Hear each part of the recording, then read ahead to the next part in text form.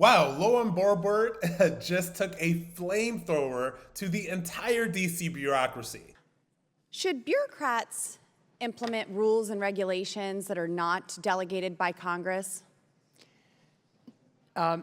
It's not the bureaucrats that do it. It would be an agency. The bureaucrats working in the agencies, should they be in charge of enforcing rules and regulations not delegated to them by Congress? No, and that does not occur. Well, Ms. Katzen, you stated while some elected officials accuse the agencies of running amok, no agency is a free agent, and they can only do which Congress has delegated them. Correct. Now, I agree with that. However, we see in agencies all the time rules and regulations that are enforced on the American people that were not delegated to them by Congress. For instance, just in the last 5 years, the Bureau of Alcohol, Tobacco, and Firearms has changed its long-standing positions on firearm products 3 times through administrative fiat. Would you agree with that process in the ATF? I have no quarrel with what the ATF has done because in each But you said here that they can only do do which Congress has delegated to them. So now these changes have resulted in products that were previously classified as lawful by the ATF. Now they're being considered illegal or regulated under the National Firearms Act. And more recently, we've seen with the ATF's rule to categorize pistol braces, these stabilizing braces, as heavily regulated short-barreled rifles, essentially making homeowners, gun owners, nearly obtaining maybe 40 million firearms with stabilizing braces, criminals overnight, felons even. And so, Ms.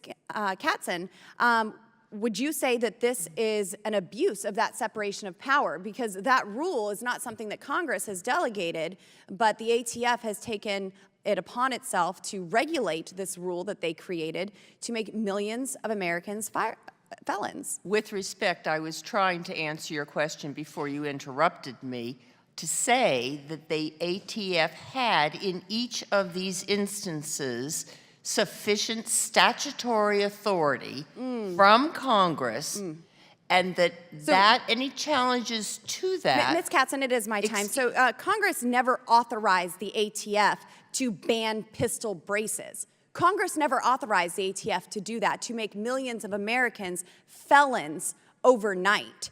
And so I would go back to your statement that you said in your testimony that these agencies are not free agencies and they can only do which Congress has delegated to them to do. Congress is not Ms. Katzen, specific. Excuse me. Thank you. My time. No, ma'am. It's my time. Thank you. Oh, I'm Ms. sorry. Katzen, So you are not in interested in my views. It is my time. Thank you. The family was threatened with fines of $10,000 per day, had their property misclassified as a wetland, and were prevented from building their family home.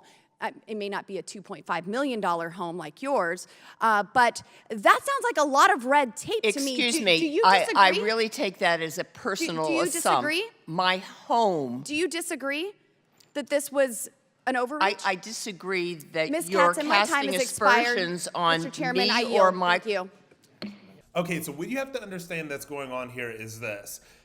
We have these 3-letter agencies in the in DC, okay, in the swamp, that are basically filled with these bureaucrats who are basically subverting the Second Amendment and who are subverting Congress in order to basically weaponize the rules. People like the ATF that are passing rules, which, by the way, were never voted on by Congress or Senate or any other entity, basically making regular law-abiding citizens who have weapons criminals overnight. Now, she mentioned this law that basically made people that owned this particular firearm accessory, they made these people into villains overnight with this law, with this rule that was changed by the ATF without any sort of congressional authority, without anything like that.